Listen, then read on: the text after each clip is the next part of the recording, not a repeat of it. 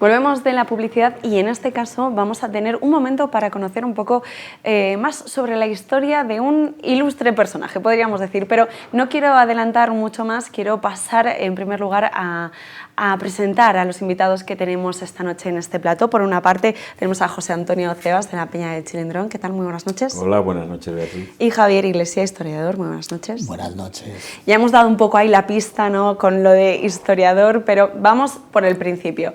José Antonio, el Chilindrón está celebrando distintas actividades por ese 50 aniversario y entre ellas creo que hay mucha parte de divulgación, ¿no? Pues sí, nosotros este año celebramos el 50 aniversario de la Fundación de la Peña, quién lo diría ya los años que han pasado, y una de las actividades que estamos haciendo es el organizar una serie de charlas que las vamos a celebrar en el local que tenemos en la calle Barrio Nuevo, que está yo creo que bastante bien preparado para hacerlo. Van a ser una serie de charlas siempre hablando de personajes o héroes o gente histórica que históricamente han tenido relación con Aranda. Entonces la primera que vamos a tener va a ser aquí con nuestro amigo Javier Iglesias, que nos ha preparado una charla con el famoso El Empecinado y su relación con Aranda, porque según hemos estado hablando con él, el empecinado en Aranda tuvo mucho que decir. Y los franceses yo creo que también algo dijeron de él, ¿no?, cuando estuvieron por aquí dando guerra. Entonces, bueno, esa va a ser la primera de las charlas. Tenemos preparada durante el año, me parece que unas 6 o 8, y ya iremos poniéndonos al día de las charlas que vamos teniendo. Muchos le conocen seguro a Javier, pero ya que estamos, José Antonio, haznos una presentación formal. Del invitado. Bueno, Javier es un historiador, siempre muy preocupado de la historia de Aranda, siempre ha estado investigando, rebuscando en libros y en documentación para intentar localizar lo más posible la historia de Aranda de hace unos cuantos años, y yo creo que, bueno, yo le tengo mucho respeto, para mí siempre ha sido una persona muy entrañable, ha escrito varios libros. El libro que a mí más me llamó la atención fue el de, a ver que lo tengo apuntado, Viñedo, Vino y Bodegas en la historia de Aranda de Duero, que fue el precursor, yo creo, que de la historia del enoturismo y de la cultura del vino, como la conocemos ahora en Aranda, y gracias a aquel libro, pues yo creo que a partir de ahí fue un antes y un después en el reconocimiento de las bodegas y la cultura del vino en Aranda. Yo creo que Javier es una persona importante en este aspecto y en otras facetas, no solo la del vino en las bodegas, sino como nos va a demostrar este viernes con todo lo que nos va a contar sobre el empecinado. ¿Por qué elegimos esta fecha, Javier? Tiene un porqué, ¿no? Tiene toda una explicación. Sí, todo tiene un motivo, una razón de ser. Entonces, pues efectivamente, se ha elegido este personaje porque es el 200 aniversario de su ejecución y muerte. El empecinado fue, como todo el mundo sabe, ahorcado el 19 de agosto de 1825.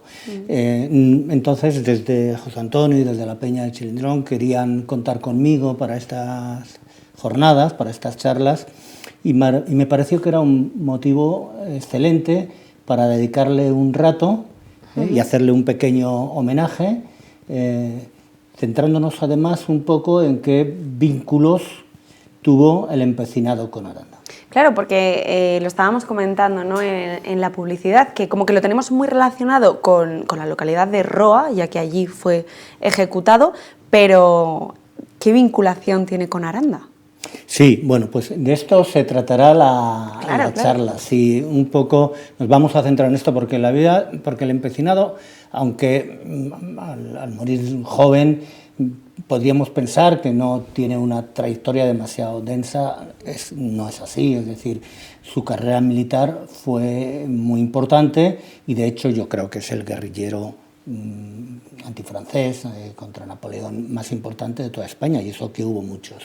Lo que pasa es que el empecinado tuvo una infancia, una adolescencia y una juventud vinculada con algunos pueblos de la ribera burgalesa, ¿no? Del Duero, y evidentemente con Aranda. En concreto, él estaba casado en Fuentecén, también tuvo en Nava de Roa su residencia, él con cierta frecuencia venía por Aranda, y de alguna manera este tipo de conexiones hace que en una comarca tan integrada como la Ribera del Duero, pues le encontráramos o le encontremos en la historia, en su propia historia, ¿no? Y yo creo que lo que vamos a rescatar, efectivamente, no es solo la parte final en la que él es ejecutado, que por otra parte es un poco la más desagradable, por decirlo así, sino todo lo contrario, es decir, la parte vivencial de cómo el empecinado era un ribereño más. Claro, porque, a ver, yo entiendo perfectamente, no hemos dicho la fecha, va a ser este viernes, esa charla va a estar abierta al público, pero sin querer destripar mucho lo que se va a hablar en ese momento, cuéntanos alguna anécdota o alguna curiosidad. Mira, esto no es ninguna anécdota, pero es algo que a mí realmente me llama la atención. José Antonio contaba un poco la historia de la importancia que ha tenido el viñedo y el vino en la ribera, y que todavía la tiene, afortunadamente, y la tendrá. Bueno, pues para que te hagas una idea, el empecinado fue un importante cosechero de vinos. Si atendemos por lo menos al proyecto inicial que tuvo en los años 1815-1820, que estuvo residiendo en su casa de campo, lo que hizo es comprar muchas viñas y hacer una bodega de las que se hacían entonces, obviamente no como la nuestra, y debía hacer un buen vino. Es decir que, para que veas, el empecinado no solamente fue un guerrillero, también fue un bodeguero. ¡Qué barbaridad! Oye, nos encanta el dato, sí señor, sí señor. Más cosas que vamos a conocer. Más cosas que vamos a conocer. Bueno, pues vamos a conocer pues cómo Juan Martín pues tenía, como te decía, en Fuentecén, casó allí y tuvo su residencia durante varios años, ¿no? En concreto, desde que se casó hasta prácticamente 1809 o así, o 1808, cuando sale ya a la guerrilla. De tal manera que el empecinado pues tenía amigos, y luego cuando él hace su testamento, pues salen a la luz pues esos personajes o personas, vecinos, que tenían alguna relación personal con él. Que eran obviamente de Aranda o que estaban vinculados con Aranda. ¿En el testamento? Sí, bueno, él antes de morir hace 2 testamentos, y entonces, pues claro, en sus últimas voluntades tiene que legar su patrimonio a las personas que él desea, claro. ¿Sabemos a quién le da las viñas? Bueno, a ver si va a haber aquí ahora una descendencia y no lo hemos perdido. Ya sabes que el empecinado tuvo 3 hijos, pero eran 3 hijos naturales, con lo cual no pudieron heredar los hijos. Y para su desgracia fueron requisadas todos sus bienes, con lo cual, una vez muerto, sus familiares más cercanos tuvieron que iniciar un largo proceso judicial para recuperar del naufragio alguna de sus cosas, ¿no? Pero la mayor parte de sus bienes se perdieron. Hemos hablado de Fuentecén, hemos hablado de Nava, vamos a hablar de Aranda. ¿Qué hacía por Aranda? ¿A quién conocía por Aranda? Bueno, el empecinado en Aranda obviamente estuvo en varias ocasiones, pero sobre todo en los años 1821, en el año 1821, en que en España hay una trifulca, ¿no? Una guerra civil, por decirlo así, entre 2 de los más importantes guerrilleros. Uno de corte reaccionario, de corte servil, es decir, tenía una ideología absolutista, que era el cura Merino, y por otra parte estaba el empecinado, que por el contrario, tomó partido por los liberales, por los constitucionales. Entonces, por decirlo así, los dos guerrilleros más importantes, con más influencia en la Ribera del Duero, se enfrentaron durante estos meses y el empecinado tenía su guarnición y su punto, por decirlo así, de su cuartel en Aranda en aquellos meses, ¿no? Por ejemplo, en esa época, que es una época también muy interesante, una época para la historia de España muy controvertida, el empecinado tenía pues su residencia aquí en Aranda. En Aranda. Y luego tenía también amigos como por ejemplo el famoso Eugenio de Aviraneta, que yo no sé, bueno, creo que es una persona que también es bastante conocido, más que él es su mayor biógrafo, que es Pío Baroja. Pío Baroja sí que sabemos que en Aranda tiene un busto, y el busto de Pío Baroja precisamente se debe a que fue el novelista que más trató en sus libros, en sus novelas, con Eugenio Aviraneta. Bueno, pues Eugenio Aviraneta y el empecinado eran uña y carne. Fíjate, dime. Sí, es que me ha hecho gracia cuando he dicho lo de Eugenio de Aviraneta, porque, bueno, yo tengo por las calles, me da cosa. Te tiran las calles. Es que hay una calle con el nombre de Eugenio de Aviraneta, que la han puesto ahora hace poco. Y creo que del empecinado todavía no tenemos ninguna calle. Y bueno, era igual más importante el empecinado que Eugenio de Aviraneta. Bueno, pero bien, Eugenio, lo que pasa es que la gente tiene que saber un poco, Eugenio Aviraneta era un conspirador, ¿no? Un excelente espía, ¿no? El empecinado, sin embargo, bueno, pues tiene otros rasgos, pero claro, tiene unos rasgos más heroicos, por decirlo así. ¿Le ponemos una calle entonces? Yo creo que además del centro escolar, que está muy bien, que haya un centro escolar en Aranda, además del peso se llama el empecinado. Es uno de los mejores institutos, por no decir el mejor, ¿eh? Juan Martín el empecinado. Estoy convencido, además hacen un concurso literario. Sí, que además empezó con el empecinado. Sí. La primera edición, el personaje sobre el que narraba era el empecinado. El empecinado tiene calles en varios sitios, en Alcalá de Henares, por ejemplo, donde tuvo su intervención militar más importante, y no estaría de más que tuviera una calle en Aranda. Claro, porque eso te iba a preguntar, realmente el legado que ha dejado en Aranda es como que ha pasado un poco desapercibido, ¿no? Más allá del mejor instituto del mundo, entiéndanme, no, pero es verdad, no tenemos una calle, no tenemos una plaza, tampoco lo involucramos dentro de la historia cuando lo contamos, bueno, ¿no? Lo que pasa es que tenemos un poco en esta tierra, un poco esa afición localista. El empecinado no era de Aranda, pero es que... Claro, era pucelano. Claro, y entonces pues, puede empezar... Era ribereño. Entonces, lo que yo quiero de alguna manera expresar en la charla del viernes es que son personajes del territorio. Es decir, no hace falta estar empadronado, haber nacido en la iglesia de Santa María para ser... Es decir, es personajes del territorio, como pasa con quizá el personaje más importante en la historia de la Ribera sea Santo Domingo de Guzmán. Después de Santo Domingo de Guzmán no se me ocurre otro. Obviamente ninguno de los dos eran de Aranda, pero son personajes ribereños. Eso significa, son personajes... arandinos, ¿no? ¿Se podría contar la historia de Aranda involucrando al empecinado? No, la historia de Aranda es muy... No la historia de Aranda, sino sucesos que han ocurrido a lo largo de los años en Aranda. El empecinado lo que pasa es que vive, o diríamos, pasa la historia en un periodo relativamente corto, que es de 1808, que es la invasión napoleónica en España, que es cuando él se echa al monte, hasta el año 1825, que es ajusticiado, en concreto hasta el final del trienio liberal, hasta 1823.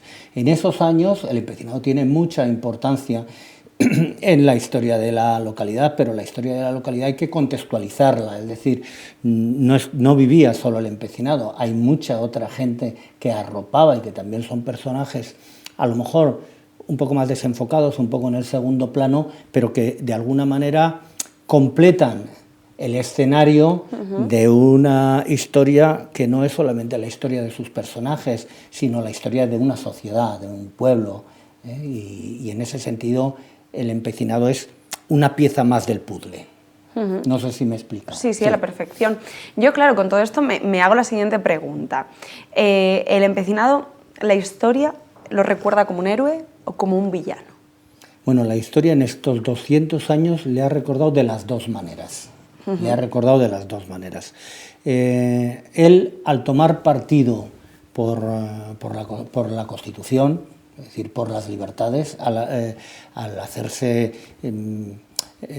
masón y comunero y de alguna manera tener una mente abierta hacia una nueva política, hacia la monarquía constitucional, por decirlo así, ha sido bien visto, llamémoslo así, por las izquierdas, por decirlo así, por los periodos de la historia de España en que mandaban o gobernaban o había políticos liberales, demócratas, en estos momentos. Sin embargo, en los periodos de la historia en que ha habido regímenes absolutistas o dictaduras, pues se ha preferido elegir a otro tipo de personajes, como por ejemplo el cura Merino, y el empecinado ha sido, si no denostado, sí apartado un poco. Por lo tanto, hay que pensar que el empecinado, sobre todo a partir de que acaba la Guerra de la Independencia y que él toma partido por la Constitución, por la PEPA, por la Constitución de 1812, es un personaje muy biografiado y muy biografiado sobre todo por los regímenes más aperturistas. Sobre su paso y su vinculación con la Ribera del Duero, no sé si ha sido sencillo encontrarla. Bueno, vamos a ver, el empecinado tiene muchísimas... es un personaje casi mitológico, ¿no? Su carácter heroico, el ser el guerrillero más importante durante la Guerra de la Independencia, el entrar en Madrid con sus tropas, el ser un humilde cavador de viñas, pasar de ser un bracero que no tenía dónde caerse muerto, a ser mariscal de campo, es decir, por encima incluso de teniente general, es decir, el empleo máximo.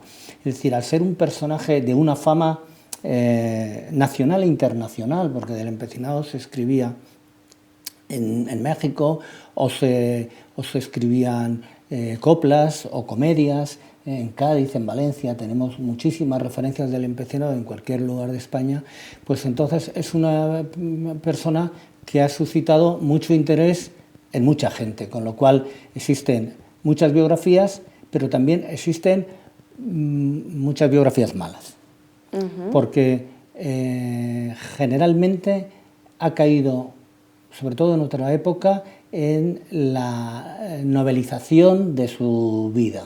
Con lo cual, si no contabas con documentos de primera mano, con fuentes primarias, pues lo que hacían los escritores era inventar cosas, con lo cual aumentaban aún más la mitificación del personaje, pero le confundían, y a la hora de conocer realmente lo que era o lo que pasaba, una parte del trabajo consiste en separar el grano de la paja, porque todo lo que se dice del empecinado no es cierto.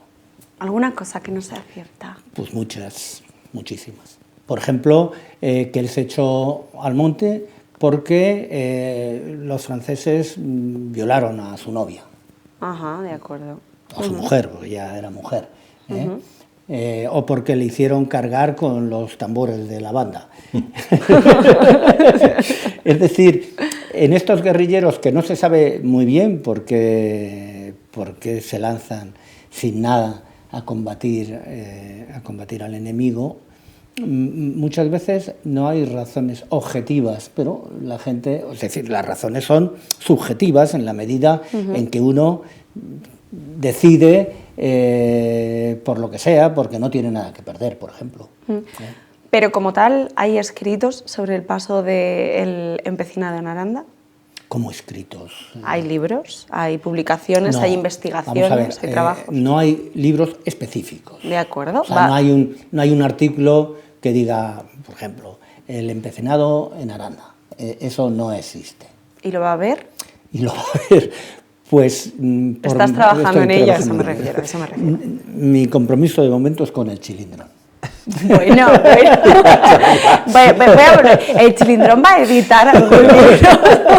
No, pero has oído bien. De momento, ha dicho. De momento. Eso quiere decir que no tenemos que seguir preguntando, ¿no, Javier? Sí, no, vamos, estoy en otros proyectos, pero vamos, me parece un personaje muy sugerente, ¿eh? Me parece un personaje muy sugerente, muy nuestro, que genera más simpatías que antipatías, y que de alguna manera en una época en la que era muy difícil progresar socialmente, es uno de los primeros hitos históricos de alguien que pertenecía a la parte más humilde de la sociedad, que mediante su propio éxito o su propio trabajo, su propio relación profesional, ¿no? Es decir, con su carrera militar asciende hasta los máximos grados de la jerarquía militar. José Antonio, se dice pronto, tiene buena pinta esta charla, ¿no? Sí, yo creo que estamos oyendo aquí muchas cosas interesantes. A mí personalmente lo que más me gusta es que nos va a sacar muchas cosas que no conocemos sobre este personaje, sobre todo relacionado con Aranda. Y yo sí que no sé si quieres que invite a todos los que nos están viendo claro que sí, a que este viernes a las 8 de la tarde pues pasemos por la calle Barrio Nuevo, local del Chili, que es muy bonito, que tiene allí su fachada, que vamos a pasar yo creo que un buen rato entretenido con las aventuras y desventuras de este guerrillero ribereño, que descubriremos más de una cosa que digamos, anda, pues mira, no sabía yo. Y haremos promoción para que alguna de las nuevas calles de Aranda lleve el nombre de este personaje, que yo creo que se merece a lo mejor más que algún otro. Me voy a callar. pero bueno. Ese entrada libre está completa a aforo, ¿no? Sí, el local, yo creo que acabamos unas 100 o 100 y pico personas. Ya hemos tenido alguna charla y bueno, parece que... Hombre, es que lo voy a dejar aquí grabado. Me debes una entrevista, sí, sobre las bodegas. Vale. O sea, esto aquí queda firmado y grabado, ¿eh? Queda grabado. Vale. Muchísimas gracias a los dos por haber estado esta noche, por habernos compartido estas pinceladas de lo que va a ser una tarde muy especial. Muchísimas gracias. Pues muchas gracias a ti y muchas gracias a Telearanda. Pues igualmente. Va a ser todo un éxito. Nosotros hacemos ahora una pequeña pausa para la publicidad, pero volvemos enseguida. No se vayan.